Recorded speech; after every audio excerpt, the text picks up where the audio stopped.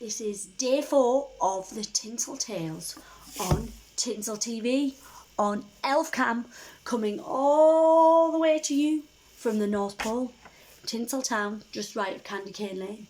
And I've got a very special story today.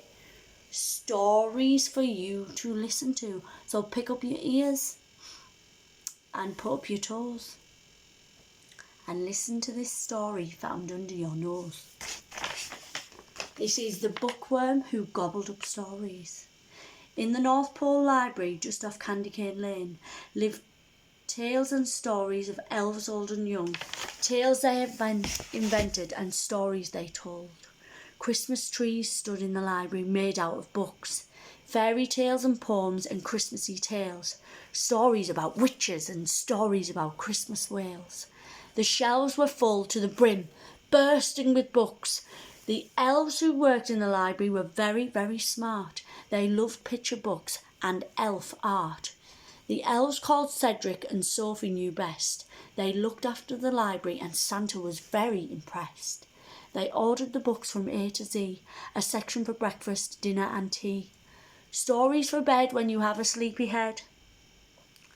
The section that Cedric and Sophie loved the most was a section about elves and all they had achieved, despite the children that never believed. Books about gifts, stories about shoes, tales about tap dancing and singing the blues, sugar plum fairies dancing through your head, tales they often knew by heart. Cedric liked to read them just before bed. Sophie's favourite book on the shelf was tales about reindeers learning to fly. They go up in the sky way up high and they're invisible to the eye. There was tales about Santa and toy making too. On the top shelf, painted red and green, was adventure stories, tales of places the elves had been. In the middle shelf lived someone very small, a wiggling creature, was very small and very long. He was pink and brown and he wiggled all along. The creature wiggled around and when the library was silent, shh, he couldn't be found. He wore a Christmas hat and a tiny cloak. He wiggled on the shelf with a knife and a fork, gobbling up stories because he enjoyed them for lunch. He gobbled the paper and made a big crunch.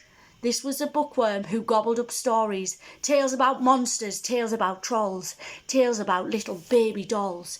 He took the stories wherever he went, and all of his time reading was time well spent.